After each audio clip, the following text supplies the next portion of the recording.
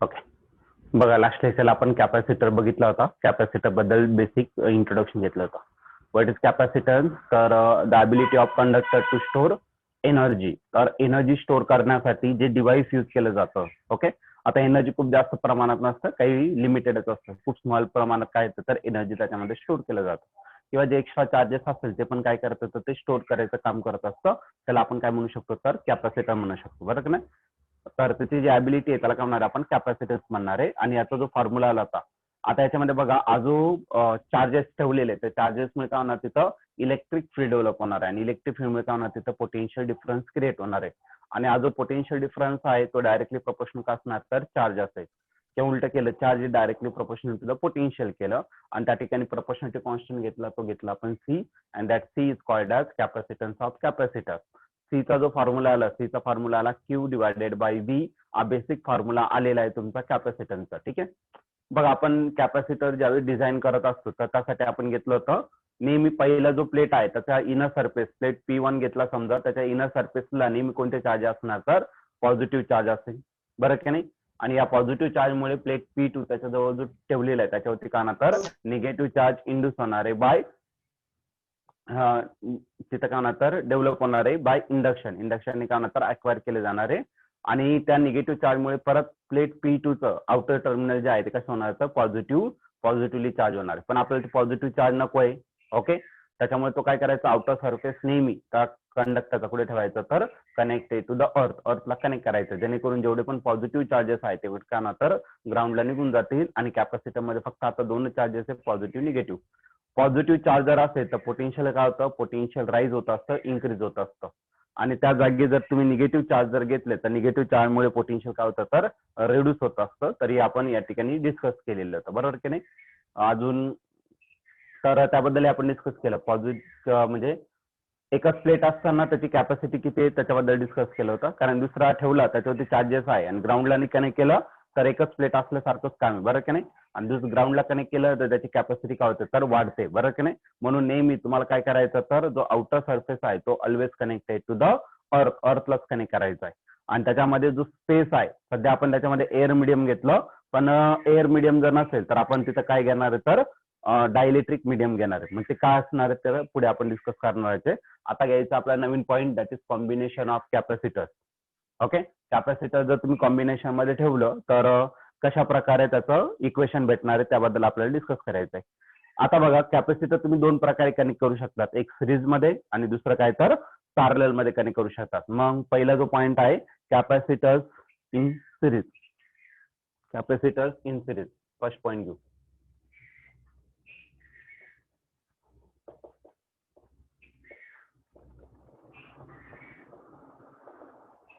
जसं तुम्ही रेजिस्टन्स घ्यायचे तसं आपल्याला काय करायचं की कॅपॅसिटर्स घ्यायचे, आणि कॅपॅसिटर कसे ठेवायचे तर सिरीज मध्ये ठेवायचं. सिरीज मध्ये म्हणजे काय एका मागे एक तुम्हाला काय करायचं तर कनेक्ट करायचं.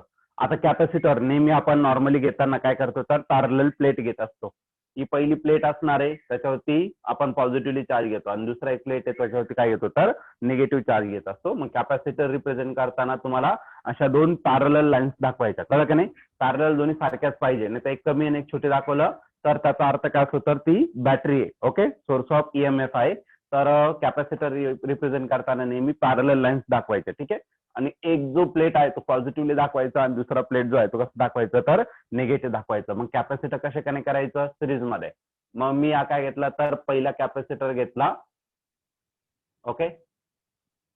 या कॅपॅसिटरचा जो प्लेट असणार तो काय असणार तर पॉझिटिव्हली चार्ज प्लेट असणार. मग याच्यावरती जे चार्ज असणार ते काय असणार तर प्लस क्यू इतके चार्ज असणार, आणि याच्यावरती जे चार्ज असणार ते काय असणार तर मायनस क्यू इतके चार्ज त्या प्लेटवरती डेव्हलप होणार आहे. ओके. आता अजून नंबर ऑफ कॅपॅसिटर घ्यायचे आणि आपल्याला कसे कनेक्ट करायचं तर सिरीज मध्ये कनेक्ट करायचं. मग पहिल्या कॅपॅसिटरचा जो निगेटिव्ह प्लेट आहे तो काय करायचं तर दुसऱ्या कॅपॅसिटरच्या पॉझिटिव्ह प्लेटला या ठिकाणी कनेक्ट करायचा. ओके. दुसरा जो कॅपॅसिटर आहे त्याच्या पॉझिटिव्ह प्लेटला कनेक्ट केला, निगेटिव्ह प्लेट पॉझिटिव्ह प्लेटला कनेक्ट केली, आणि परत नेक्स्ट कॅपॅसिटरचा जो निगेटिव्ह चार्ज आहे प्लेट तर तो कशाला कनेक्ट करायचा परत पॉझिटिव्ह प्लेटला या ठिकाणी कनेक्ट करायचा. मग या प्रकारे जर तुम्ही कॅपॅसिटर कनेक्ट केले पॉझिटिव्ह प्लेट निगेटिव्ह प्लेटला म्हणजे पहिल्याचं पॉझिटिव्ह प्लेट दुसऱ्याच्या निगेटिव्ह प्लेटला कनेक्ट केलं किंवा पहिल्याचं निगेटिव्ह प्लेट दुसऱ्याच्या पॉझिटिव्ह प्लेटला जर कनेक्ट केलं तर that capacitor are said to be connected in series. तर ते कॅपॅसिटर कसे कनेक्ट केलेले असतात तर सिरीज मध्ये कनेक्ट केलेले असतात. ओके, आता याच्यावरती मला काय करायचं तर एक बॅटरी या ठिकाणी अप्लाय करायचं. ठीक आहे, नॉर्मली जे कॅपॅसिटर असतात ना तर ते एसी वरती रन होत असतात, डीसी वरती मोस्टली होत नाही. ओके, तर थोडंसं ते बघून घ्या तुम्ही. ओके, कॅपॅसिटर डीसी करंटला काय करतो ब्लॉक करत असतो आणि ओनली कोणत्या करंटला पास करत असतो तर एसी अल्टरनेटिंग करंटला तो काय करत असतो तर पास करत असतो. डीसीला मोस्टली काय करत असतो तर ब्लॉक करत असतो. तर या ठिकाणी मी काय करणार तर एक सप्लाय या ठिकाणी कनेक्ट करणार आहे. अल्टरनेटिंग सप्लाय झाला आणि सपोज तुम्हाला की घ्यायची असेल तर की घ्या, नाही तर मग तुम्ही तसंच ठेवलं तरी चालेल. ठीक आहे, मग या ठिकाणी काय केलं तर मी अल्टरनेटिंग सप्लाय या ठिकाणी कनेक्ट केला. दिस इज की आणि हा अल्टरनेटिंग सप्लाय आहे त्याचं पोटेन्शियल काय घेतलं तर मी पॉझिटिव्ह घेतला. सपोज हा टर्मिनल पॉझिटिव्ह घेतला आणि त्याचं काय घेतलं तर निगेटिव्ह घेतला. ज्यावेळेस मी की काय करणार आहे क्लोज करणार आहे, बरं की नाही. क्लोज जर केलं तर याच्यातून काय होणार तर करंट फ्लो होणार. करंट म्हणजेच काय तर चार्जेस फ्लो होणार, बरं की नाही. मग चार्ज काय होणार याच्यातून काय होणार तर फ्लो होणार. राईट, इथपर्यंत आला. इथपर्यंत आल्यानंतर पहिला कॅपॅसिटर काय करेल तर या बॅटरी पासून येणारे जे चार्जेस आहे ते काय करेल तर पहिली बॅटरी काय करणार तर स्टोअर करून ठेवणार. किती चार्जेस स्टोअर करणार तर क्यू अमाऊंट ऑफ चार्ज काय करणार तर स्टोअर करणार. म्हणजेच एनर्जी काय करणार तर तो स्टोअर करून ठेवणार आहे, बरं की नाही. आता याची जर एनर्जी स्टोअर करण्याची जी कॅपॅसिटी आहे एनर्जी स्टोअर करण्याची ती जर संपली तर रिमेनिंग अमाऊंट ऑफ एनर्जी तो कुठे पास करणार तर इकडे पास करेल. रिमेनिंग म्हणजे जसं येणार आहे तसंच, कळलं का नाही. मग ही एनर्जी खूप जास्त प्रमाणात स्टोअर केली जाते का तर नाही, खूपच कमी प्रमाणात एनर्जी त्याच्यामध्ये स्टोअर होते, बरं की नाही. म्हणजे जवळपास सेम अमाऊंट ऑफ जेवढी एनर्जी या बॅटरी पासून आलेली तीच एनर्जी परत दुसऱ्या याला पण काय करायचं सप्लाय करेल. मग दुसरी पण कॅपॅसिटर तो काय करेल तर त्याच्यातली काही अमाऊंट ऑफ एनर्जी काय करायचं स्टोअर करेल. ओके, त्याची कॅपॅसिटीनुसार तो काय करेल तर ती एनर्जी स्टोअर करेल आणि उरलेली जी एनर्जी आहे ती काय करणार तर पुढे पास केलं जाणार. मग अजून फर्स्ट कॅपॅसिटर आहे ज्याची कॅपॅसिटी आपण घेणार आहे. सपोज तो कॅपॅसिटी घेतला आपण C1 is the capacity of first capacitor. Second घेतला आपण capacitance of capacitor for second capacitor आणि तिसऱ्याची जी कॅपॅसिटन्स आहे ते काय घेतलं तर C3. मग हे सर्व C3 C1 सर्व कसे कनेक्ट केलेले तर सिरीज मध्ये कनेक्ट केलेले. पण तुम्ही ऑब्झर्व करताय की याच्यात जेवढा करंट फ्लो होणार तो पण एवढाच करंट इथे असणार आहे इथे पण. म्हणजे करंट म्हणजेच काय rate of flow of charges. मग चार्जेस पहिल्या कॅपॅसिटर मध्ये जेवढे स्टोअर होणार आहेत सेकंड मध्ये पण तेवढेच होणार आहे आणि थर्ड मध्ये पण काय होणार तर तेवढेच होणार आहे, बरं का नाही. म्हणजे या केसमध्ये चार्जेस काय तर सेम आहे. मग according to law of conservation of charges किंवा करंट म्हटलं तर जेवढे चार्ज तुमचे झालेले आहेत तेच काय होतं तर तुमचं डिस्ट्रीब्युट होतं. चार्जेस तिथं सेम असणार आहे. पण या केसमध्ये बघा चार्जेस सेम आहे पण इथं पोटेन्शियल याची स्टोअर करण्याची कॅपॅसिटी वेगळी आहे. म्हणजे याच्या अक्रॉस जे पोटेन्शियल डेव्हलप होणार ते वेगळं राहणार आहे. मग याच्या अक्रॉस जे पोटेन्शियल आहे ते काय घेऊ तर आपण V1 इतकं त्याचं काय घेतलं तर पोटेन्शियल या ठिकाणी मी घेतलेलं आहे. ठीक आहे, याची कॅपॅसिटी वेगळी असणार आहे म्हणजे याचं पोटेन्शियल पण काय असणार तर वेगळं असणार आहे. मग याचं पोटेन्शियल आपण घेतलेलं आहे काय V1 इतकं त्याचं पोटेन्शियल झालं. याची पण कॅपॅसिटी वेगळी असणार आहे त्याच्यानुसार याचंही पोटेन्शियल वेगळं असणार आहे. याच्या अक्रॉस जे पोटेन्शियल डेव्हलप होणार आहे ते किती असेल तर V2 असेल आणि याच्या अक्रॉस जे पोटेन्शियल डेव्हलप होणार आहे ते किती असेल तर V3. म्हणजे बघा टोटल पोटेन्शियल किती होतं V आणि या व्हीचं कन्वर्जन कसं झालं V1 V2 आणि कशामध्ये झालं तर V3.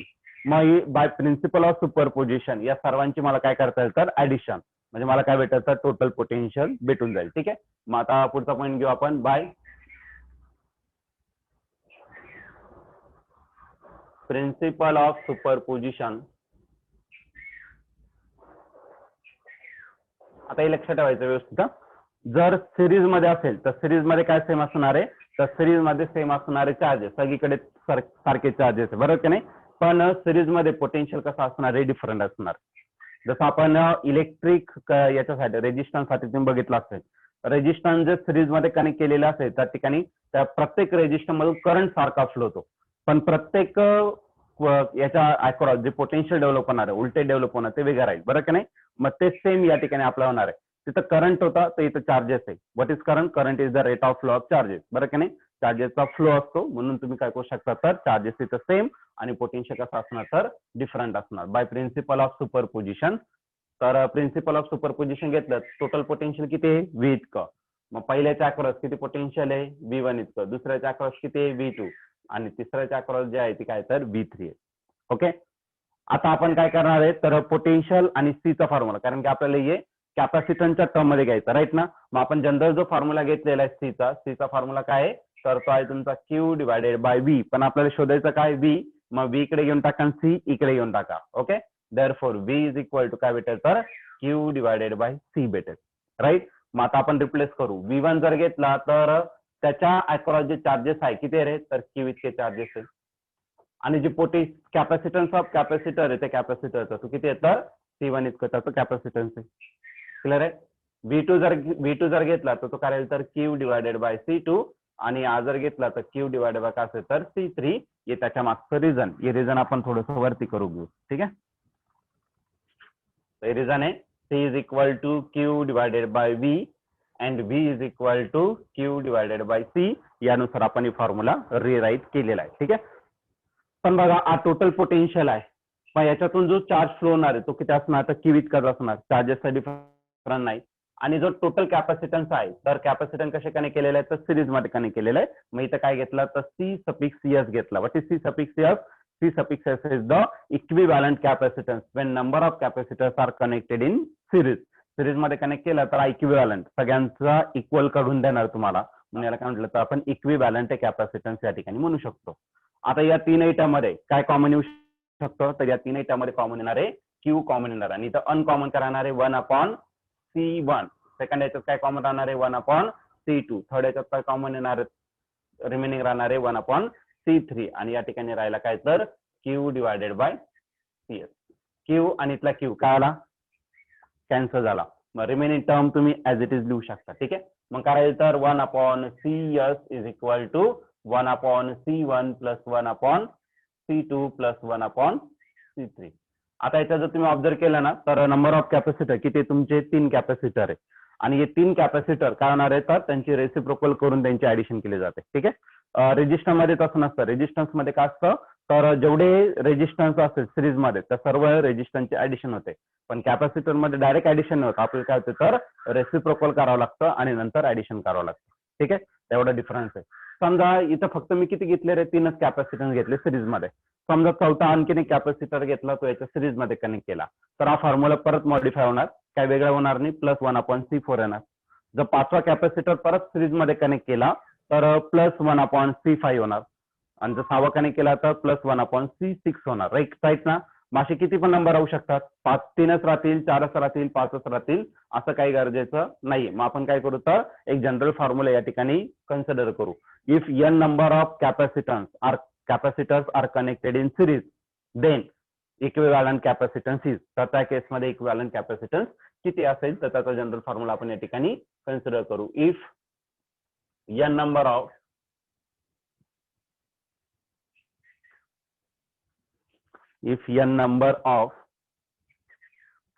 capacitors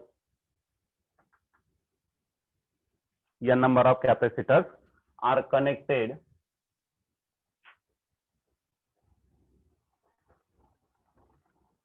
connected in series.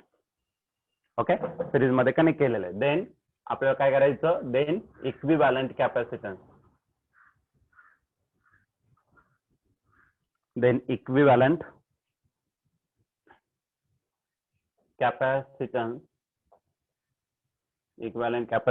of capacitor is.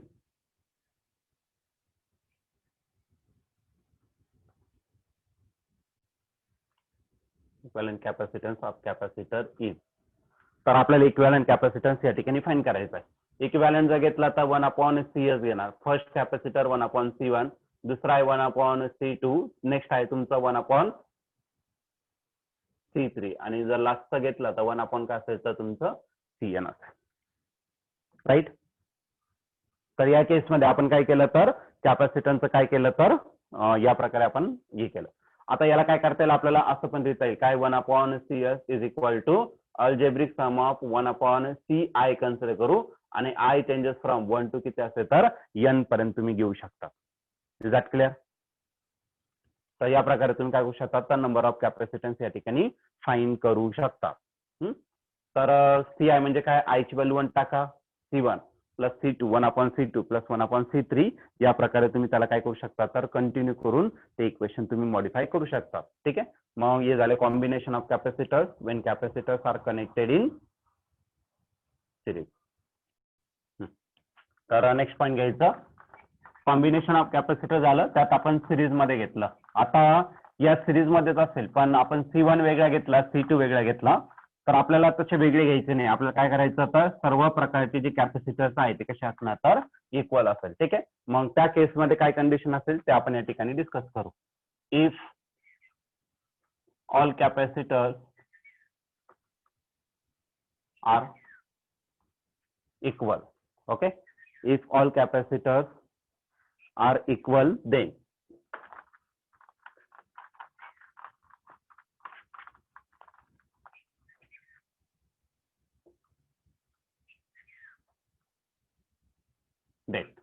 बघा नंबर ऑफ कॅपॅसिटर कनेक्ट केलेला आहे. मग आपण काय केलं तर 1/CS घेतला. ओके.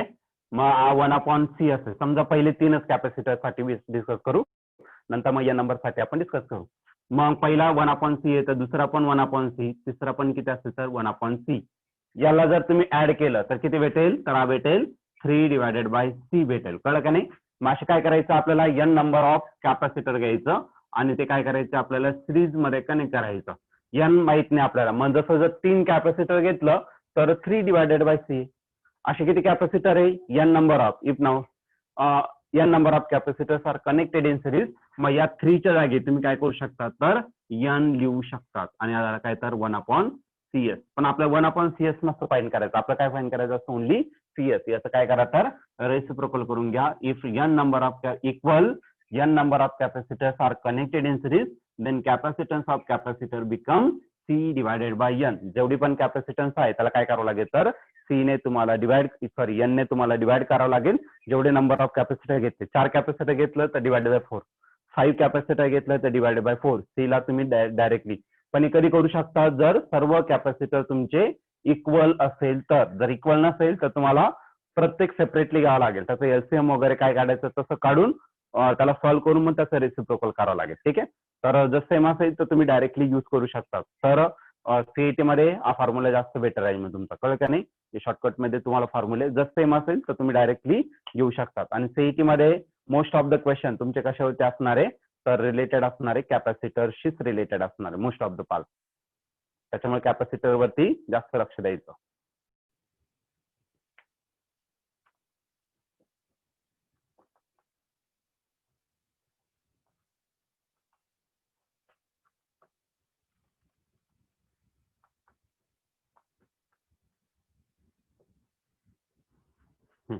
परत एकदा बघा कॅपॅसिटर कनेक्टेड इन पॅरलल आहे ना.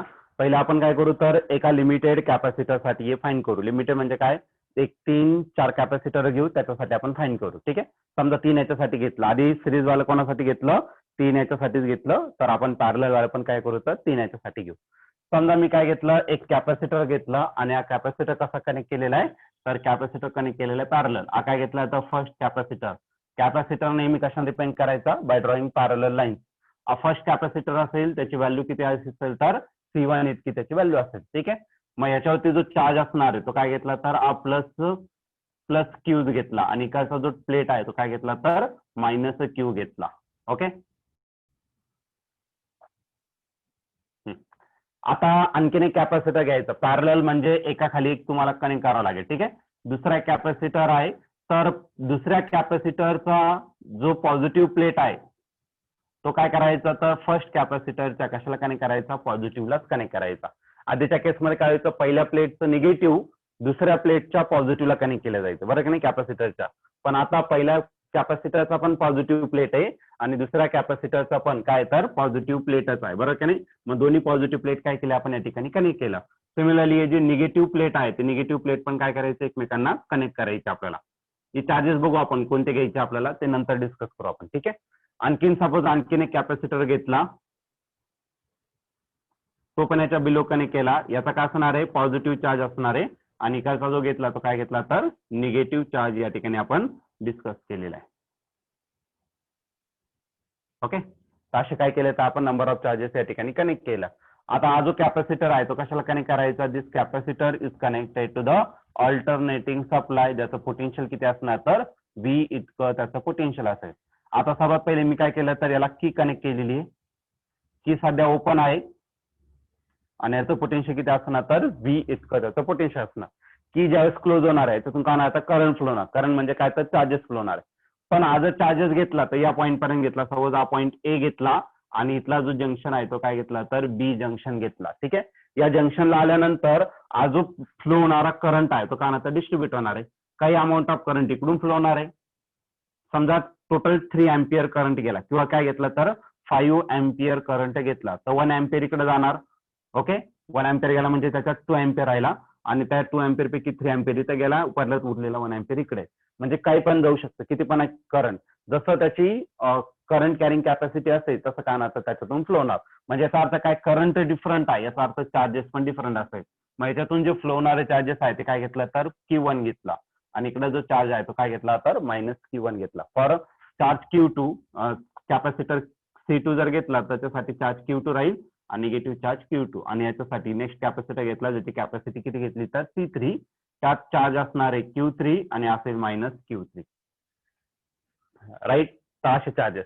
पण बघा जर तुम्ही पोटेन्शियल घेतलं पॅरलल मध्ये, याच्या अक्रॉस जेवढं पोटेन्शियल, कारण की सर्व पॅरलल आहे, याच्या अक्रॉस जेवढं पोटेन्शियल डेव्हलप होणार आहे तेवढंच याच्या अक्रॉस पोटेन्शियल डेव्हलप होणार.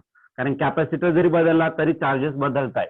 आणि प्रोडक्ट ऑफ कॅपॅसिटर जर V घेतला, V इज इक्वल टू काय असेल तर C is equal to Q upon B, मग V इज इक्वल टू काय असेल तर Q अपॉन C, बरोबर की नाही. मग चार्ज पण बदलतोय त्या प्रमाणात तुमचं काय होतंय तर कॅपॅसिटन्सच्या कॅपॅसिटीनुसार त्याच्यातून चार्जेस फ्लो होत आहे, बरोबर की नाही. म्हणजे याच्या अक्रॉस प्रत्येक कॅपॅसिटरच्या अक्रॉस कसं राहणार तर पोटेन्शियल सेम असणार. In series combination all charges remain same, charges काय असणार तर सेम असणार आहे सिरीज कॉम्बिनेशन मध्ये. ओके, आणि पोटेन्शियल डिफरंट असणार. पण या केसमध्ये तुमचं पोटेन्शियल सेम असणार पॅरलल मध्ये, पण काय डिफरंट असणार तर डिफरंट असणार आहे तुमचं चार्जेस डिफरंट असणार आहे. मग आपण यूज करू law of conservation of charges by law of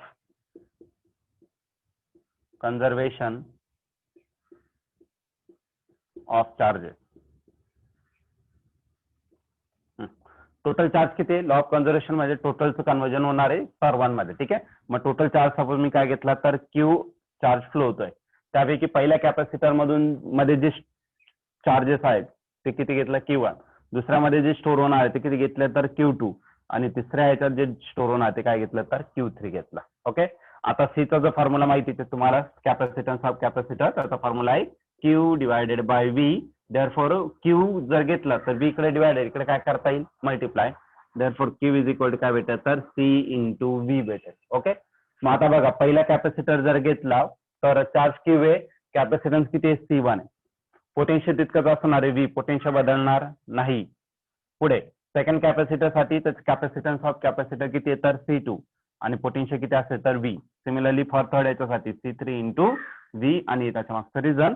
आणि Qचा फॉर्म्युला काय असणार आहे तर Q हा टोटल साठी, बरोबर की नाही. मग त्याची कॅपॅसिटन्स आपण काय घेतलं तर P घेतलं. कसं कनेक्ट केलेलं कॅपॅसिटर पॅरलल, आधी सिरीज मध्ये कनेक्ट केला म्हणून CS घेतला, आता पॅरलल मध्ये म्हणून CP घेतला आणि टोटल जे पोटेन्शियल आहे ते किती घेतलं तर V इतकं पोटेन्शियल घेतलेलं आहे.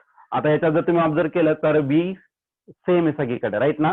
मग V ला काय करता येईल तुम्हाला कॉमन काढता येईल. ठीक आहे, मग इथं काय राहणार आहे तर या ठिकाणी राहील तुमचं CP into V is equal to V common आला तर पहिल्याच्या C1, दुसऱ्याच्या C2 आणि तिसरं C3. ठीक आहे, तर अनकॉमन जे आहे ते काय केलं तर मी सेपरेट केलं. आता याच्यात बघा इथला V आणि इथला V काय होणार आहे कॅन्सल, मग करायला तर CP is equal to C1 plus C2 plus C3. कळलं का नाही. मग जर कॅपॅसिटर तुम्ही कसे कनेक्ट करत असाल तर पॅरलल मध्ये कनेक्ट करत असाल तर पॅरलल मध्ये काय होतं तर डायरेक्टली तुमच्या कॅपॅसिटरची काय होते तर ऍडिशन होत असते. कळलं का नाही. रेजिस्टर मध्ये जसं सिरीज मध्ये रेजिस्टन्सची ऍडिशन आणि पॅरलल मध्ये रेसिप्रोकल, इथं उलट होणार आहे. सिरीज मध्ये कॅपॅसिटन्सचं रेसिप्रोकल करायचंय. परत एकदा लक्षात ठेवा, त्या न्यूमेरिकल सॉल्व्ह करायचे तुम्हाला कॅपॅसिटर सिरीज मध्ये पॅरलल, ते समजलं तर तुम्ही इझिली ते सॉल्व्ह करू शकता. जर तुमचं कॅपॅसिटर कशा असतील, capacitors are in series, okay, then capacitance of capacitor जो भेटणार इक्विव्हॅलंट तर तो रेसिप्रोकल काढून भेटणार आहे. रेसिप्रोकल करायची आणि ऍडिशन करत जायचं. आणि ते जर पॅरलल मध्ये असेल तर डायरेक्टली कॅपॅसिटन्स ऑफ कॅपॅसिटरची काय करायची तर ऍडिशन तुम्ही या ठिकाणी करू शकता. पण असं काही गरजेचं नाही की प्रत्येक वेळेस कॅपॅसिटन्स 3च असतील, ते किती पण राहू शकतात, बरोबर की नाही. मग आपण n number of capacitors are connected in parallel if n number of capacitors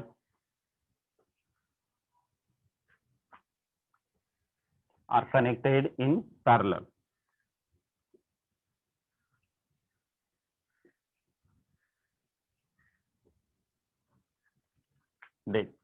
जर कॅपॅसिटर पॅरलल मध्ये कनेक्ट केलेले असेल तर काय होईल, मग सीपी इज इक्वल टू काय असेल तर पहिला C1 दुसरा C2 प्लस C3 आणि डायरेक्टली शेवटचा घेऊन टाकू प्लस काय असेल तर तुमचा CN असेल. ठीक आहे, तर याला तुम्ही असं पण रिप्रेझेंट करू शकता CP is equal to summation i कारण तर C चं आणि इथं सफिक्स आय घेतला and this i changes from 1 to n. मग सर्वांची काय करता येईल तुम्हाला डायरेक्टली अल्जेब्रिक सम करता येईल.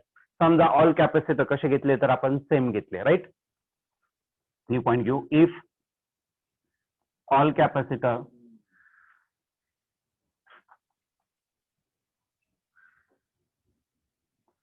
all capacitors are equal,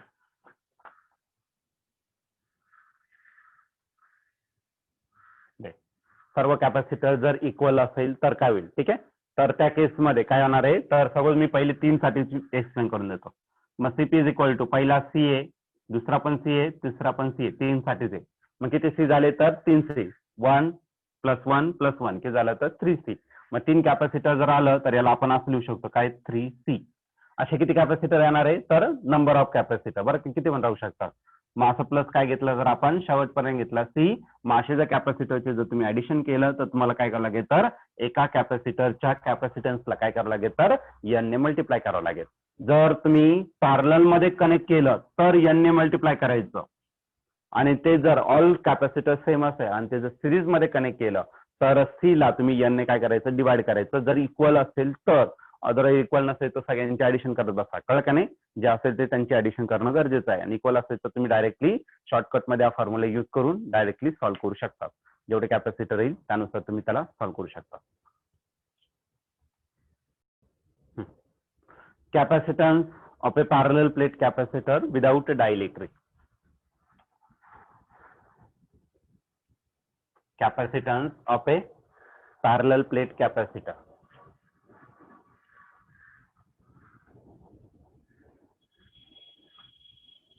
Capacitance of a parallel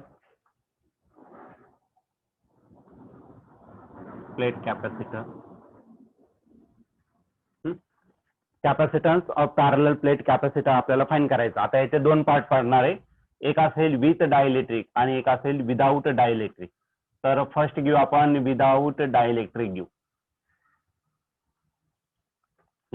dielectric म्हणजे काय तर इन्सुलेटिंग मटेरियल. ओके, जे नॉन कंडक्टिंग मटेरियल आहे ते काय करायचे तुम्हाला त्याच्यात प्लेस करायचं आणि एकाच्यात काय करायचं प्लेस नाही करायचं. ठीक आहे, तर पहिला जो पार्ट आहे विदाउट प्लेसिंग द डायइलेक्ट्रिक म्हणजे इन्सुलेटिंग मटेरियल टाकायचं नाही. मग दोन प्लेट आहे त्या दोघां प्लेटच्या मध्ये काय असणार आहे तर सध्या असणार आहे एअर असेल. ओके, जर एअर पण नसेल तर त्या ठिकाणी काय असेल तर व्हॅक्युम असू शकते. ठीक आहे, मोस्टली आपण आता स्पेस मध्ये नाहीये तर आपण अर्थच्या सरफेस वरती आहे. मग त्या ठिकाणी दोन प्लेटच्या मध्ये काय असणार तर एअरच असणार आहे, तेवढं लक्षात ठेवावं लागेल आपलं. ठीक आहे, दोन स्पेसच्या मध्ये काय तर तुमचं एअर असणार आहे, एअर ॲज अ डायइलेक्ट्रिक त्या ठिकाणी असणार आहे. ठीक आहे, तर आता पुढे जाऊ आपण. तर डायग्राम मी काढतो आणि त्याला मॅथमॅटिकली कसं प्रूव्ह करायचं ते आपण या ठिकाणी डिस्कस करू. ठीक आहे, मग पॅरलल प्लेट घ्यायचं तुम्हाला काय करायचं सर्वात पहिले तुम्हाला पॅरलल प्लेट घ्यायचं. बेसिक आपण कन्स्ट्रक्शन काढून घेऊ आणि त्यानंतर आपण काय करणार तर मॉडिफाय करणार त्याला.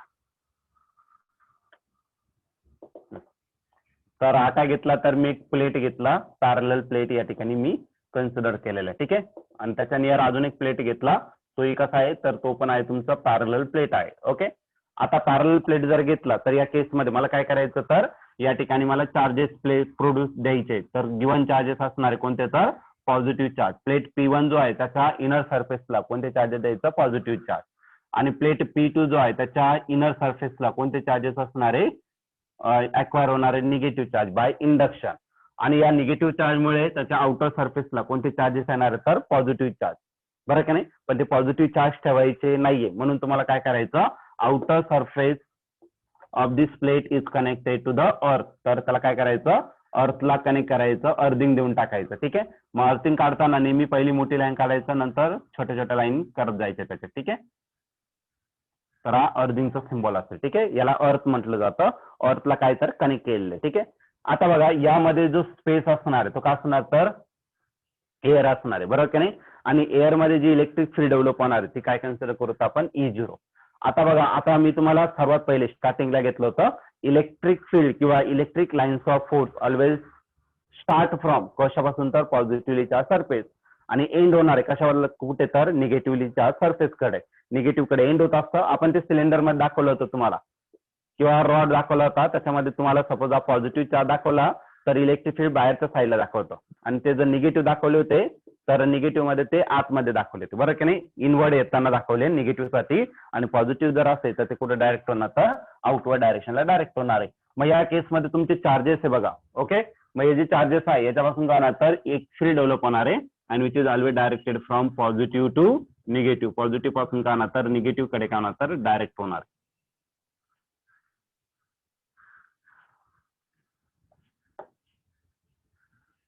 Electric field is always directed from positive to negative. Arrow बघा पॉझिटिव्ह कडून निगेटिव्ह कडे चाललेलं आहे, कळलं का नाही, या प्रकारे. आणि इथं जी इलेक्ट्रिक फील्ड डेव्हलप होणार ती किती घेऊ, तर आपण ई इतकी काय घेतली, तर आपण इलेक्ट्रिक फील्ड घेतला. आता बघा हा जो आहे तो काय, तर प्लेट आहे, एक प्लेट आहे, बरोबर की नाही, या प्रकारचा प्लेट आहे. आणि आपण ऑलरेडी प्लेट साठी इलेक्ट्रिक फील्ड साइन केलं होतं, याच्यावरती पॉझिटिव्ह सरफेस असेल, सरफेस आहे चार्ज केलेला पॉझिटिव्हलीचा, याच्यापासून आपण गॉशियन सरफेस घेतला होता. सिमिलरली त्याच्या बॅक साईडला पण घेतला होता, फ्रंट साईडला चार्जेस आहे म्हणून घेतला होता, बॅक साईडला पण चार्जेस आहे म्हणून घेतला होता. आणि जर ते पॅरलल प्लेट जर घेतलं, त्याची electric field intensity for parallel plate capacitor electric field intensity किती असतं, तर सिग्मा अपॉन 2 एप्सिलॉन 0. एप्सिलॉन 0 का बरं, कारण की तिथं कोणतं मीडियम आहे, तर एअर मीडियम आहे. एअर मीडियम जर असेल तर आपण काय करत असतो, तर एप्सिलॉन कन्सिडर करत असतो. आणि जर एअर मीडियम नसेल, कोणतं तरी मीडियम असेल, तर त्याला आपण फक्त एप्सिलॉनने रिप्रेझेंट करणार. पण बघा जर तुम्ही बाहेरच्या साईडला, हे झालं इनसाइड झालं, आता आपण आउटसाइड कन्सिडर करू. आउटसाइड जर घेतला, याच्यामुळे कोणता चार्ज आहे, तर आहे तुमचा पॉझिटिव्ह चार्ज, बरं का नाही. याच्यामुळे जर इलेक्ट्रिक फील्ड डेव्हलप झाली ती कुठं असणार, तर आउटवर्ड डायरेक्शनला, किंवा याच्यामुळे जे इंड्यूस होणार त्याच्यामुळे कन्सिडर करू. हे आपण इमॅजिन करतो, कळलं का नाही, फक्त समजून घ्यायचं. इकडे निगेटिव्ह चार्ज आहे ते कुठे येणार, तर या साईडला येणार आहे. किंवा मग याच्यामुळे बघा, याच्यामुळे काय होणार, तर पॉझिटिव्ह चार्ज या ठिकाणी काय होणार, तर डेव्हलप होणार. याच्यामुळे पॉझिटिव्ह अर्थलिंगला कनेक्ट केलं नसतं, तर याचं इलेक्ट्रिक फील्ड डायरेक्ट असतं आउटवर्ड डायरेक्शनला, राईट. आणि इथं कोणते होणार, तर निगेटिव्ह चार्ज, ओके. आणि निगेटिव्ह चार्जमुळे तो कुठं होणार, तर आउटवर्ड डायरेक्शनला डायरेक्ट होणार आहे. पॉझिटिव्ह इनवर्ड डायरेक्शनला काय होणार, तर डायरेक्ट होणार आहे, ओके. आणि जे इलेक्ट्रिक फील्ड आहे ते एकमेकांना काय करणार, तर कॅन्सल आउट करणार आहे. ठीक आहे. ऑलरेडी आपण तिथं चार्जेस ठेवलेलेच नाही, त्याच्यामुळं जी बाहेरची सरफेसमुळे इलेक्ट्रिक फील्ड डेव्हलप होणार आहे, एक पॉझिटिव्ह मुळे आणि दुसरं कोणतं आहे, तर निगेटिव्ह मुळे. पॉझिटिव्ह मुळे तुमचं पॉझिटिव्ह इलेक्ट्रिक फील्ड डेव्हलप होणार, आणि निगेटिव्ह चार्जमुळे काय होणार, तर निगेटिव्ह इलेक्ट्रिक फील्ड होणार. आणि दोन्ही मोस्टली अपोजिट साईडला, बरोबर की नाही, एकमेकांच्या विरुद्ध दिशेला असेल. म्हणून टोटल जी इलेक्ट्रिक फील्ड होणार आहे आउटसाइड द कॅपॅसिटर, कॅपॅसिटरच्या बाहेरच्या साईडला, तर ती किती असणार, तर 0 असणार. ठीक आहे. मग आपण काय करू, तर electric field intensity of A 2 parallel plate capacitor outside the capacitor. तर पहिला पॉईंट घेऊ आपण, इलेक्ट्रिक फील्ड इंटेन्सिटी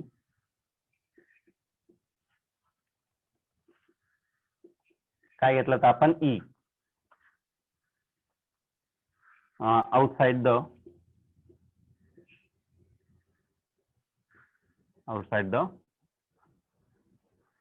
कॅपॅसिटर. कॅपॅसिटरच्या कुठे घेतला, तर आउटसाइड घेतला. आणि आउटसाइड जर घेतला तर इलेक्ट्रिक फील्ड जी डेव्हलप होणार ती किती असणार, तर 0 असणार आहे. ठीक आहे. इलेक्ट्रिक फील्ड जी पण डेव्हलप होणार आहे ती 0 असणार आहे. का 0 असणार आहे, कारण तिथं चार्जेसच नाही. ठीक आहे. मग या केसमध्ये इलेक्ट्रिक फील्ड जर घेतला तर पॉझिटिव्ह चार्जमुळे घेऊ आपण, समजा इथं पॉझिटिव्ह चार्ज असेल, त्यामुळे जी डेव्हलप होणार ती किती असणार, तर E divided by sigma divided by 2 epsilon 0. आणि जी निगेटिव्ह मुळे डेव्हलप होणार आहे ती काय असणार, तर मायनस सिग्मा डिवायडेड काय असेल, तर 2 एप्सिलॉन 0. हे दोन्ही मायनस मायनस सेम क्वांटिटी पण मायनस आहे, मग याची जी व्हॅल्यू असणार ती किती असणार तर 0 असेल. ठीक आहे, म्हणजे हा जो इलेक्ट्रिक फील्ड भेटला तो कुठे भेटला तर तो भेटला तुम्हाला आउटसाइड भेटला. कळलं का नाही, आउटसाइड द कॅपॅसिटर. कॅपॅसिटरच्या बाहेर जर घेतला तर इलेक्ट्रिक फील्ड किती भेटणार तर तुम्हाला 0 भेटेल. मग आपण हा काय घेतला तर ई आउटसाइड घेऊन टाकला. आता इलेक्ट्रिक फील्ड फाईन करायचं आपल्याला. कुठं फाईन करायचं, इनसाइड फाईन करायचं. आतमध्ये किती डेव्हलप होणार आहे तर त्याबद्दल आपण या ठिकाणी डिस्कस करू. Electric field inside the that capacitor.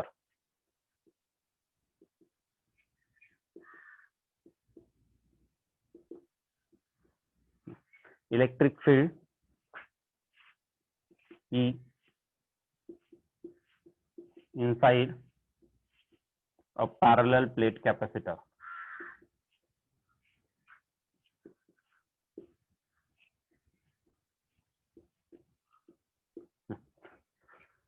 Inside घ्यायचं आपल्याला पॅरलल प्लेट कॅपॅसिटरच्या. मग इनसाइड जर घेतलं तर दोघांची डायरेक्शन पॉझिटिव्ह मुळे इकडे चालला आहे आणि निगेटिव्ह मुळे पण तिकडेच जाणार आहे. मग दोघांची डायरेक्शन कशी सेम आहे, बरोबर की नाही. आणि सेम जर असेल तर दोन्ही एकाच डायरेक्शन चालले, मग दोघांचे ऍडिशन करावं लागेल आपल्याला, बरोबर की नाही. मग इलेक्ट्रिक फील्ड जर घेतला कुठं तर इनसाइड घेतला, इनसाइड इलेक्ट्रिक फील्ड कशाने रिपेंड केला तर ई ने रिपेंड केला. मग या पॉझिटिव्ह मुळे या प्लेटमुळे जी इलेक्ट्रिक फील्ड डेव्हलप होणार ती किती असेल तर सिग्मा डिवायडेड बाय 2 एप्सिलॉन 0. आणि दुसऱ्या याच्यामुळे पण डेव्हलप होणार ती पण किती असणार तर सिग्मा डिवायडेड बाय 2 एप्सिलॉन 0. पहिल्या चार्जमुळे, कारण तो पण या साईडलाच आहे आणि निगेटिव्ह मुळे पण इकडेच आहे, दोघांची डायरेक्शन सेम आहे. सेम असेल तर दोघांची काय करावं लागेल तर ऍडिशन या ठिकाणी परफॉर्म करावं लागेल. ठीक आहे, ऍडिशन आपल्याला या ठिकाणी परफॉर्म करावं लागेल. तर बघू आता आपण. तर या दोघांचे जर ऍडिशन केले, दोन्ही सेम आहे, मग इलेक्ट्रिक फील्ड जी भेटणार आहे तर दोघांचे ऍडिशन केल्यानंतर हा भेटेल 2 सिग्मा डिवायडेड बाय 2 एप्सिलॉन 0. 2 काढणार आहे नंतर कॅन्सल होणार आहे, म्हणजे इलेक्ट्रिक फील्ड डेव्हलप होणार आहे inside that capacitor and that is sigma upon epsilon 0. हे झालं तुमचं पहिलं इक्वेशन झालं. ठीक आहे, आता बघा आपण या चॅप्टर मध्ये एक रिलेशन घेतलं होतं, इलेक्ट्रिक फील्ड आणि पोटेन्शियल ग्रेडियंटचं एक रिलेशन आपण या ठिकाणी घेतलं होतं, बरं की नाही. तर ते पोटेन्शियल, ते जी कॉन्सेप्ट आहे ती या ठिकाणी आपण यूज करून घेऊ. कारण आपल्याला फाईन काय करायचं आहे, capacitance of parallel plate capacitor, right ना. सी फाईन करायचं आहे विदाउट अ डायइलेक्ट्रिक. म्हणजे आपल्याला सी काय फाईन करण्यासाठी, सी फाईन करण्यासाठी आपल्याला काय लागणार आहे क्यू आणि काय लागणार तर व्ही लागणार आहे, बरं की नाही. C is equal to Q upon V. मग क्यू डिवायडेड बाय व्ही जर केलं तरच आपल्याला कॅपॅसिटन्स ऑफ कॅपॅसिटर भेटू शकतो. पण याच्यामध्ये अजून क्यू आलेला नाही. याला इक्वेशन 1 म्हणण्यापेक्षा अजून पुढे जाऊ आपण. What is sigma, sigma is surface charge density. आणि what is surface charge density, charge per unit का असेल तर एरिया असेल. चार्ज पर युनिट का असेल तर चार्ज पर युनिट का असेल तर एरिया असेल. मग ती व्हॅल्यू काय करू आपण या ठिकाणी पुट करू. मग is equal to sigma, sigma is replace by Q divided by काय असेल तर ए इप्सिलॉन 0 ही झाली तुमची व्हॅल्यू. आणि याला काय करा तर इक्वेशन नंबर 1 कन्सिडर करा. क्लिअर आहे, थांबा ना थोडं. तर इथं काय झाली तर तुमची इलेक्ट्रिक फील्डची काय झाली तर व्हॅल्यू झाली. आता पुढे जाऊ आपण. तर आपल्याला अजून क्यू तर भेटलाय. आता आपलं मेन टार्गेट काय तर तिथं पोटेन्शियल किती डेव्हलप होणार ते, आणि क्यू डिवायडेड बाय व्ही जर घेतलं तर आपल्याला सी भेटून जाईल. मग आपण काय करू तर ती कन्सेप्ट या ठिकाणी यूज करू.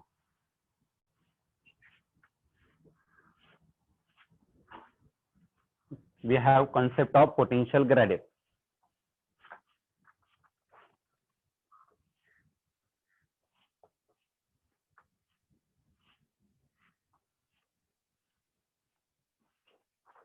Potential gradient. What is gradient? Rate of change of potential with respect to distance. जसं डिस्टन्स चेंज होणार आहे तसं तुमचं काय होणार पोटेन्शियल चेंज होणार आहे.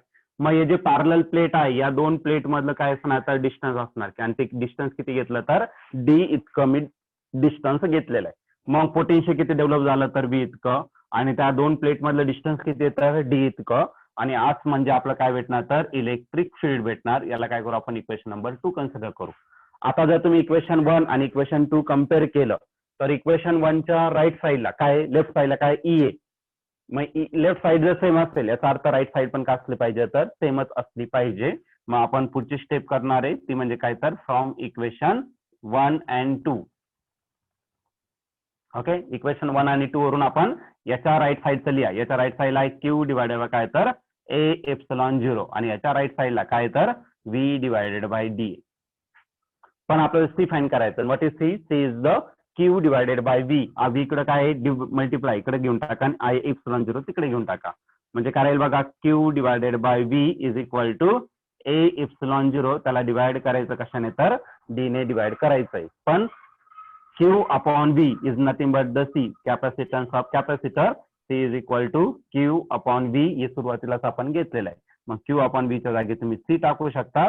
मग capacitance of A parallel plate capacitor without dielectric जर घेतला तर त्याचा जो फॉर्म्युला आहे तो काय असणार, तर A epsilon 0 upon D. C चे आता दोन फॉर्म्युले झाले तुमचे बरं का.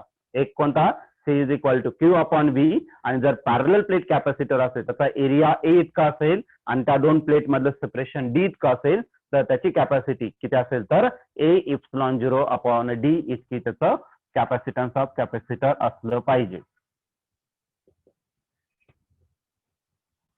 तर हा झाला बेसिक फॉर्म्युला विदाउट डायलेक्ट्रिक. जर कॅपॅसिटर तुम्ही प्लेस केला विदाउट डायलेक्ट्रिक असेल, एअर मीडियम असेल, तर तुम्हाला तिथं एप्सिलॉन 0 या ठिकाणी कन्सिडर करावा लागेल. ओके, तर या प्रकारे आपण ही डेरिव्हेशन कम्प्लीट करू शकतो.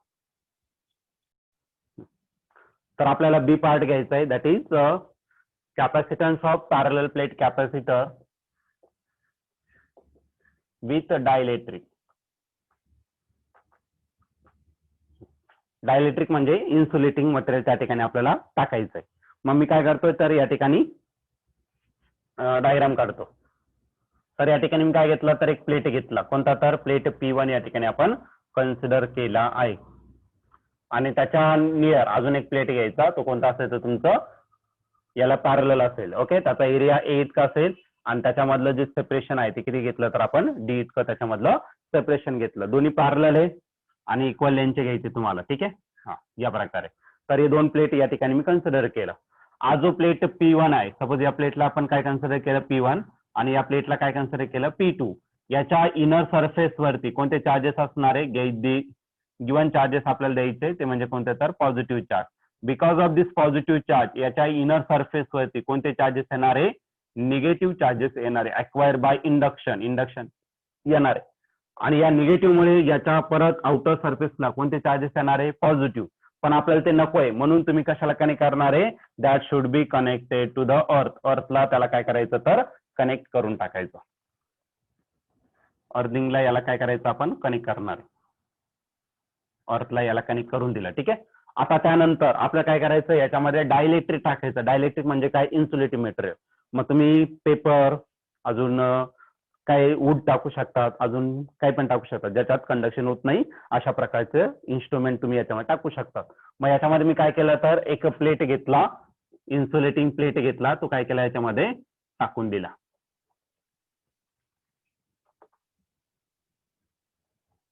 याच्यामध्ये काय केलं, तर इंट्रोड्यूस करून दिलेला आहे. ठीक आहे,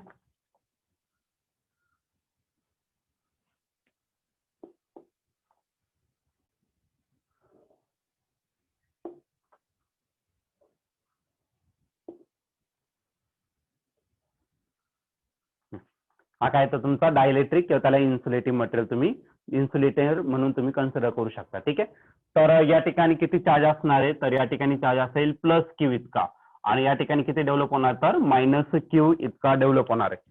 आता ज्यावेळेस तुम्ही डायलेक्ट्रिक टाकणार आहे, याला वाटलं असं लेबलिंग देऊन टाका, याला म्हणू आपण डायलेक्ट्रिक स्लॅब. डायलेक्ट्रिकचा एक पार्ट आपण या ठिकाणी इंट्रोड्यूस केलेला आहे. ठीक आहे, because of this positive charge याच्या सरफेसवरती, हा जो डायलेक्ट्रिक आहे ना, या सरफेसवरती चार्जेस का होणार, तर इंड्यूस होणार आहे.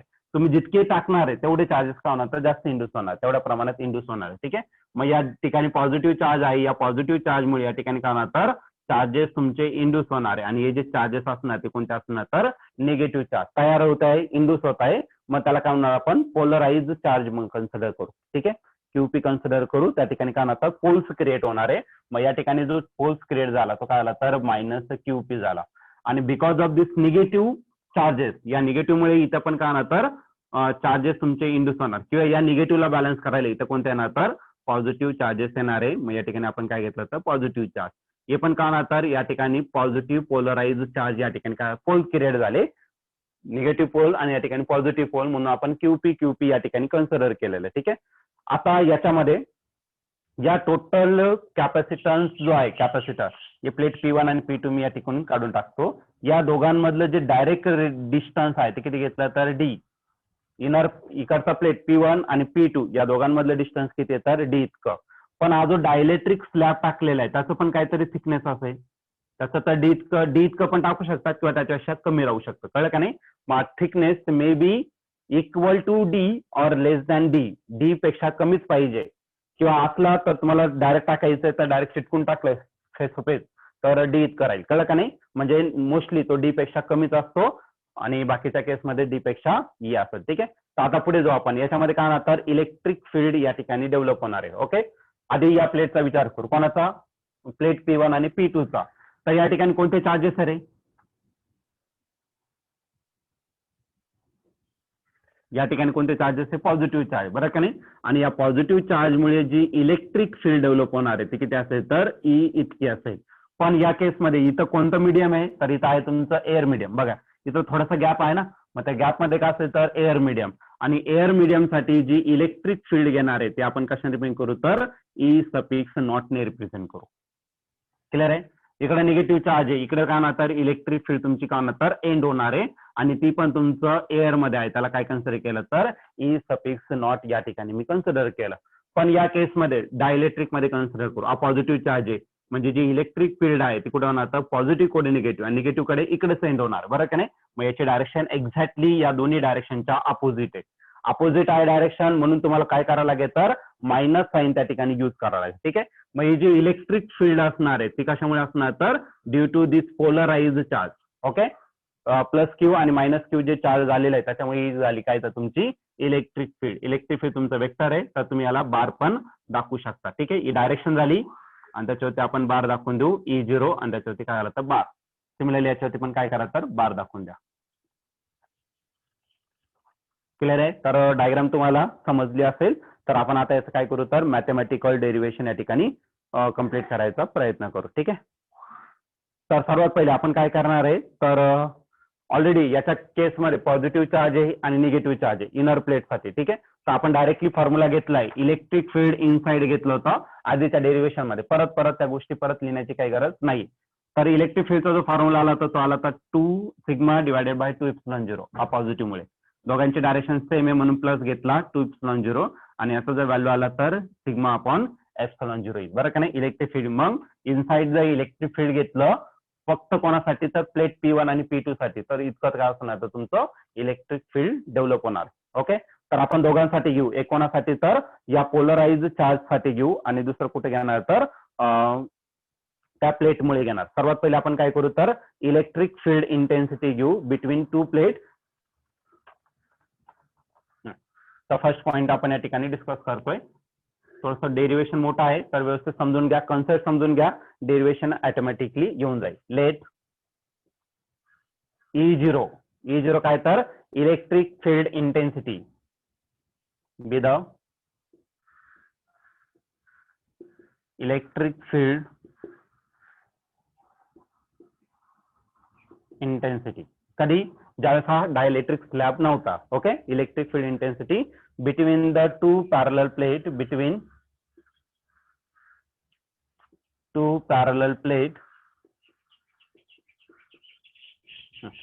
आणि before introduction of this dielectric. Okay. Before the introduction of dielectric slab.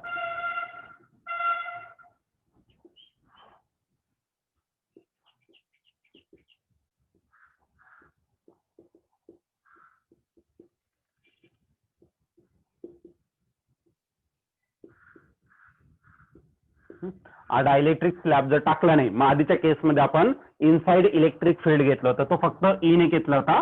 आता आपण ई सफिक्स नॉट घेतलाय. कळलं का नाही? मग ई सफिक्स नॉट जो आहे तो काय असेल तर सिग्मा डिवायडेड बाय काय असेल तर एप्सिलॉन 0 असेल. क्लिअर आहे?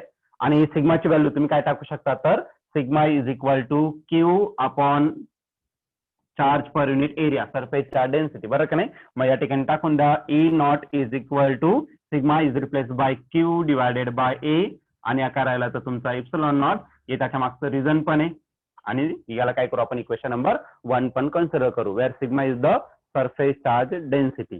आता आपण काय केलं तर एक डायलेक्ट्रिक स्लॅब घेतला ज्याची थिकनेस किती आहे तर टी इतकी. पण टी असणार आहे डी पेक्षा स्मॉल या केसमध्ये. ठीक आहे, इसका काय केलं तर त्याच्यामध्ये इंट्रोड्यूस केलंय. Let dielectric slab, second point consider करू आता. Let dielectric slab of thickness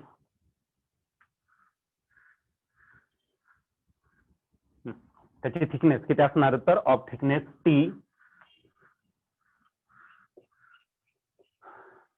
आणि हा टी किती असणार आहे ऑफ थिकनेस टी, आणि हा जो टी असणार आहे तो टी कसा असेल तर T should be less than D, D पेक्षा छोटा आहे. या केसमध्ये आपण घेतोय तर टी जो आहे तो डी पेक्षा कसा आहे तर लहान आहे. ठीक आहे, dielectric slab of thickness T, T is less than D, be introduce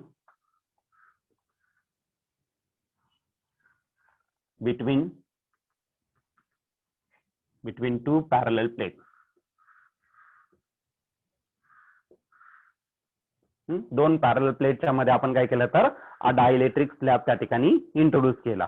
तर त्या केसमध्ये या ठिकाणी काय होणार तर चार्जेस डेव्हलप होणार. एक होणार आहे याच्या लेफ्ट साईडला कोणते चार्जेस होणार तर मायनस क्यूपी, आणि त्या डायइलेक्ट्रिकच्या राईट साईडला कोणते चार्जेस डेव्हलप होणार तर प्लस क्यूपी या ठिकाणी डेव्हलप होणार आहे. आणि याच्यामुळे जी इलेक्ट्रिक फील्ड डेव्हलप होणार आहे, आता दोन्ही चार्जेस आहे पॉझिटिव्ह आणि निगेटिव्ह, आणि दोघांचे डायरेक्शन परत इकडेच आहे, दोघांचे डायरेक्शन सेम आहे, म्हणजे दोघांच्या इलेक्ट्रिक फील्डची काय करावं लागेल तर ऍडिशन या ठिकाणी करावं लागेल. मग therefore electric field, third point घेऊ, therefore electric field intensity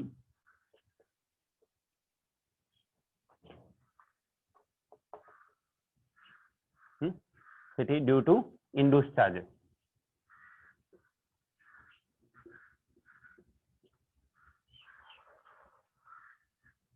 induce चार्जेस कोणते आहे प्लस क्यूपी आणि मायनस क्यूपी. ठीक आहे, plus or minus charge QP, याच्यामुळे किती इलेक्ट्रिक फील्ड डेव्हलप होणार ते आपण या ठिकाणी फाइंड करणार आहे. मग इलेक्ट्रिक फील्ड जर घेतला तर त्याला रिप्रेझेंट केला डायइलेक्ट्रिक मुळे आपण ईपी ने रिप्रेझेंट केला, मग तो ईपी झाला, आणि त्याचा फॉर्म्युला किती असणार तर same formula sigma upon epsilon 0 असणार, राईट ना. मग या ठिकाणी मी काय करणार तर sigma divided by epsilon 0 consider करावं लागेल, राईट ना.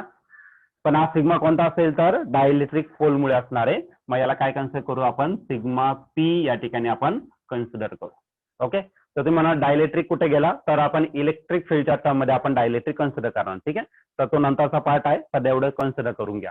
आता सिग्मा पी जर घेतला, व्हॉट इज सिग्मा पी तर सिग्माचा surface charge density and surface charge density charge per unit area हा झाला तुमचा एप्सिलॉन 0. पण कोणासाठी तर पी म्हणजे इंड्यूस चार्जेस साठी. मग क्यूपी डिवाइड बाय काय आलं तर A QP divide by A epsilon 0, आणि याच्यामध्ये सिग्मा पी जो आहे सिग्मा पी ची व्हॅल्यू काय असेल तर चार्ज पर युनिट काय असेल तर एरिया असेल. याला काय करू आपण इक्वेशन नंबर 2 या ठिकाणी कन्सिडर करू. मग आपण दोघांमुळे एक इलेक्ट्रिक फील्ड या ठिकाणी फाइंड केलेले, कोणामुळे तर एक विदाउट डायइलेक्ट्रिक असताना आणि नंतरचा पार्ट घेतला विथ डायइलेक्ट्रिक असताना, हे दोन पार्ट आपण या ठिकाणी डिस्कस केलं. म्हणजे टोटल इलेक्ट्रिक फील्ड आहे. आता जर तुम्ही ऑब्झर्व केलं तर विदाउट डायइलेक्ट्रिक ज्यावेळेस होतं इलेक्ट्रिक फील्ड E0 कुठे चाललाय राईट साईडला चाललाय, दिसतंय ना एरो बघा राईट साईडला चाललाय. पण ज्यावेळेस तो डायइलेक्ट्रिक स्लॅब टाकला जातो त्याच्यात इंड्यूस चार्जेस होणार आहे, त्याच्यामुळे जी इलेक्ट्रिक फील्ड आहे ती लेफ्ट साईडला आहे. ओके, इलेक्ट्रिक फील्ड या साईडला आहे आणि जी पोलराइज आहे ती कुठे त्याच्या अपोजिट साईडला, बरं का नाही. म्हणजे दोन्ही विरुद्ध दिशेला आहे, दोन्ही विरुद्ध दिशेला आहे, म्हणजे दोघांची काय करावं लागेल तर सबट्रॅक्शन करावं लागेल, बरं का नाही. पण सबट्रॅक्शन कशातून करायचं ज्याची व्हॅल्यू जास्त आहे. आता पॅरलल प्लेटमुळे जी इलेक्ट्रिक फील्ड डेव्हलप होणार आहे त्याची इलेक्ट्रिक फील्ड जास्त असेल, आणि जो डायइलेक्ट्रिक स्लॅब आहे त्याच्यामुळे इलेक्ट्रिक फील्ड कमी असणार आहे, कारण याला आपण चार्जेस दिलेले आहे आणि याच्यावरती इंड्यूस होत आहे, बरं का नाही. मग इंड्यूस चार्जेसची इंटेन्सिटी कमी राहणार आहे, त्याच्यामुळे त्याची इलेक्ट्रिक फील्ड पण कमी राहणार आहे. म्हणजे आपल्याला ई नॉट मधून ईपी काय करता येईल तर मायनस करता येईल. मग total electric field inside the dielectric. Okay, हे टोटल इलेक्ट्रिक फील्ड फाइंड करू आपण, इनसाइड फाइंड करू due to dielectric. Total electric field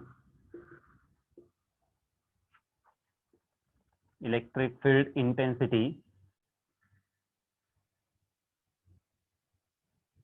total electric field intensity suppose त्याला ई ने रिप्रेझेंट करू आपण. Total electric field intensity E inside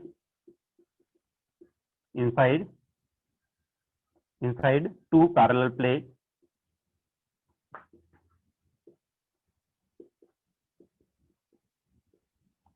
due to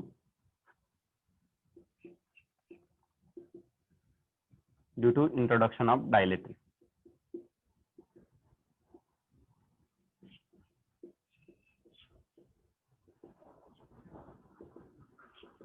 जर dielectric टाकला असेल तर त्याच्यामुळे टोटल फील्ड किती डेव्हलप होणार आहे.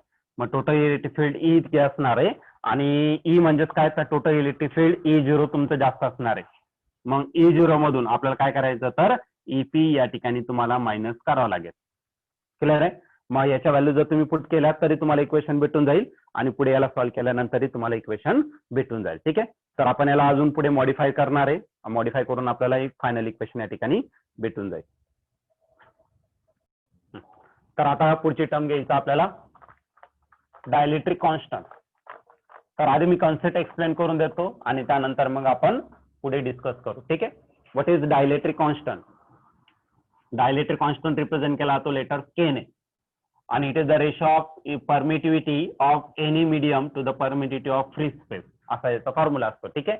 मग आता मी काय घेतला K घेतला डायलेक्ट्रिक कॉन्स्टंट. तर याला आणखीन रिअरेंज करू शकतो. काय करू शकतो रे तर मी 4 पाय एप्सिलॉन आणि पुढे काय तर Q divide by Q1 into Q2 घेतला आणि डिवाइड बाय R घेतला. कळलं का नाही. या टर्मने मल्टिप्लाय केलं आणि या टर्मने काय केलं तर डिवाइड पण करून घेतलं.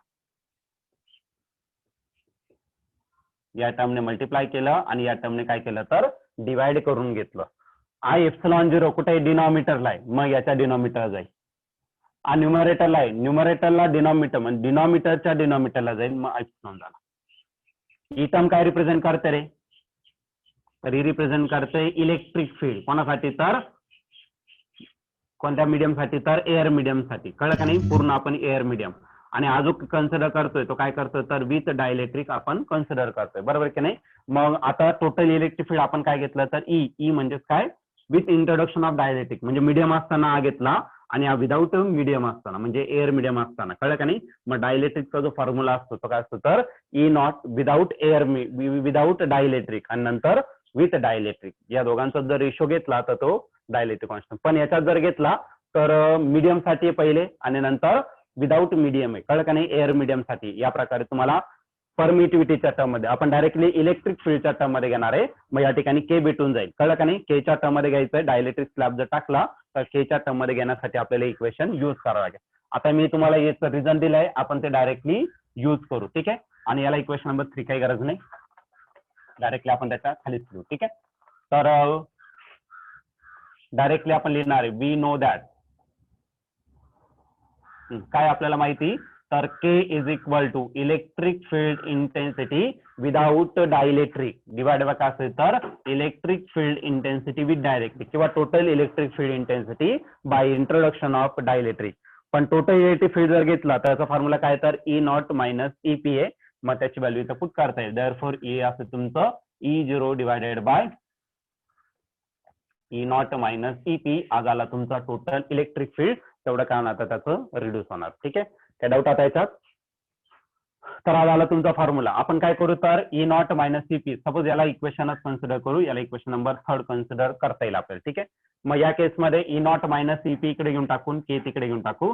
Therefore E not minus EP is equal to काय भेटेल तर E not divided by K आणि ही व्हॅल्यू आपल्याला इथं पुट करता येईल म्हणजे आपल्याला सर्वांचं एक रिलेशन या ठिकाणी भेटून जाईल.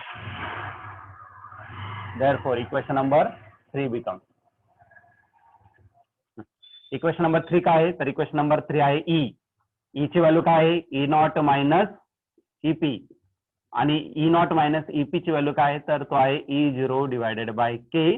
आज आला तुमचा नेक्स्ट इक्वेशन. याला काय करू आपण इक्वेशन नंबर 4 या ठिकाणी कन्सिडर करू. पण बघा आपण फक्त E काढला बरोबर आहे की नाही E च्या टर्म मध्ये. पण आपल्याला काय काढायचं ऍक्च्युअली पोटेन्शियल फाइंड करायचं कारण की आपल्याला C फाइंड करायचं बरोबर की नाही.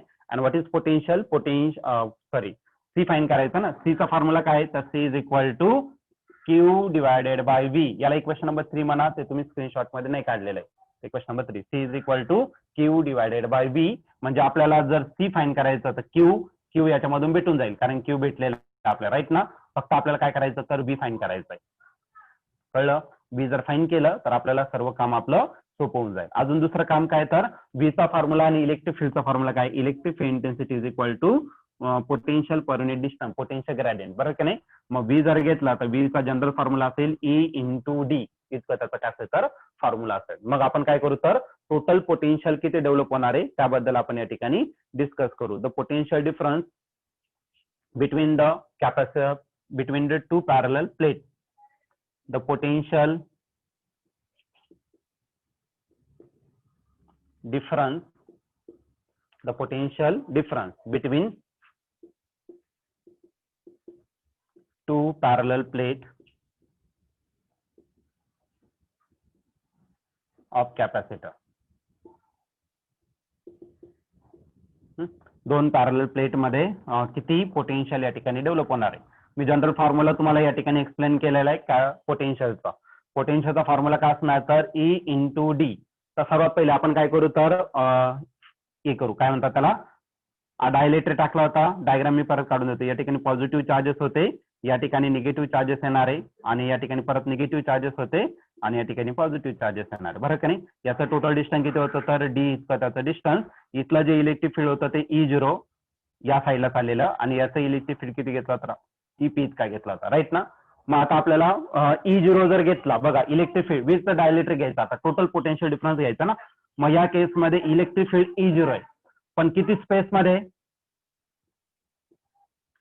एवढ्याच स्पेस मध्ये एवढा स्पेस आणि एवढ्या स्पेस मध्ये. बरं का नाही. म्हणजे टोटल डिस्टन्स डी मधून जर टी मायनस केला तर तेवढ्या स्पेस मध्ये माझं E0 आहे. मग E0 आणि टोटल जे डिस्टन्स आहे ते किती तर डी मायनस टी आहे.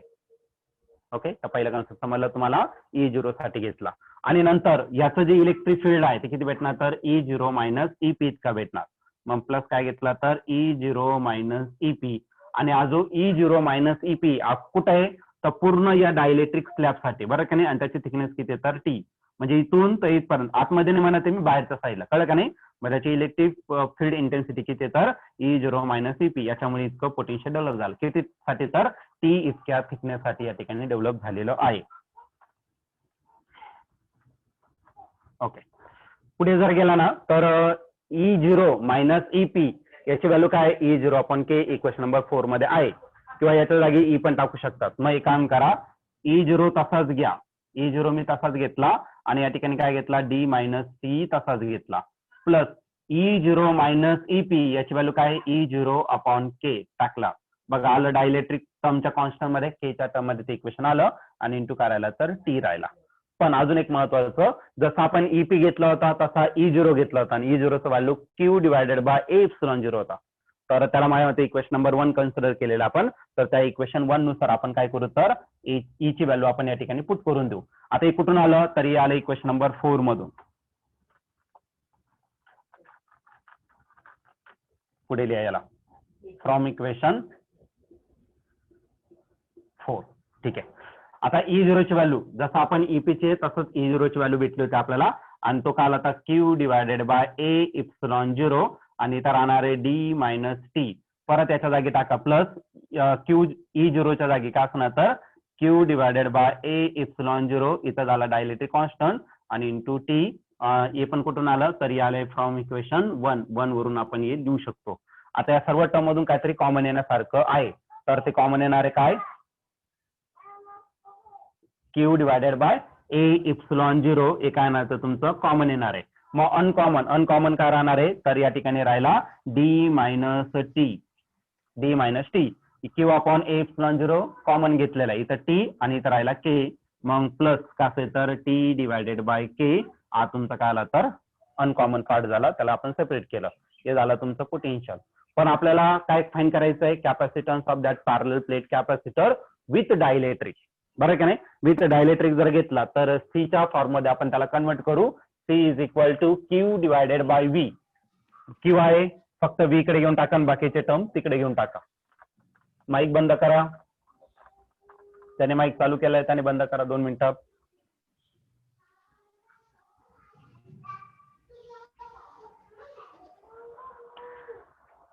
अनन्या. ओके. तर पुढे आता झाला आता तुमचा इलेक्ट्रिक फील्डचा फॉर्म्युला झाला पण आपल्याला फाइंड काय करायचं C आणि हा जो C आहे तो C चा फॉर्म्युला काय आहे तर तो आहे तुमचा Q डिवायडेड बाय V. मग Q आहे इकडे तर तसाच ठेवा V इकडे मल्टिप्लाय इकडे घेऊन टाका. A एप्सिलॉन 0 इकडे डिवायडेड आहे इकडे मल्टिप्लाय होणार आणि टर्म इकडे मल्टिप्लाय तर तिकडे काय होणार तर डिवाइड होणार. ठीक आहे. मग बघा काय असेल तर हा ए इप्सिलॉन झिरो इकडे घेऊन टाकला ए इप्सिलॉन झिरो आणि हा मल्टिप्लाय इकडे डिवाइड केला तर डिवाइड करताना D minus T plus T divided by K आणि इकडे जो रिमेनिंग राहणार आहे तो काय राहिला तर क्यू डिवायडेड बाय व्ही आणि तो क्यू डिवायडेड बाय व्ही म्हणजेच काय असतो सी असतो. तर हे रिझन आपण त्याला पुढे घेऊन टाकू. मग या टोटल टर्मच्या जागी मी काय करणार तर सी कन्सिडर करणार आणि या ठिकाणी रिमेनिंग राहिला A epsilon zero divided by D minus T plus T divided by K आणि सी इज इक्वल टू काय असेल तर क्यू डिवायडेड बाय व्ही. जर तुम्ही डायलेक्ट्रिक टाकलं तर त्याची जी कॅपॅसिटन्स ऑफ कॅपॅसिटर आहे ती किती असणार तर ए इप्सिलॉन झिरो डी. क्लिअर आहे. आता या केसमध्ये मी काय केलं आहे तर हा जो डायलेक्ट्रिक आहे तो कम्प्लिटली फिल्ड आहे म्हणजे स्पेस पूर्ण भरलेला नाही त्या प्लेटमध्ये. काही पार्ट तुमचा रिकामा आहे काही पार्ट एअर आहे बरोबर की नाही. मग आपण आता याचे डिफरंट केसेस घेणार आहे. जर पूर्ण पार्ट फिल केलेला असेल तर काय होईल अर्धा पार्ट फिल केलेला असेल तर काय होईल तर या प्रकारे आपण त्याला काय करणार तर कंटिन्यू करणार आहे.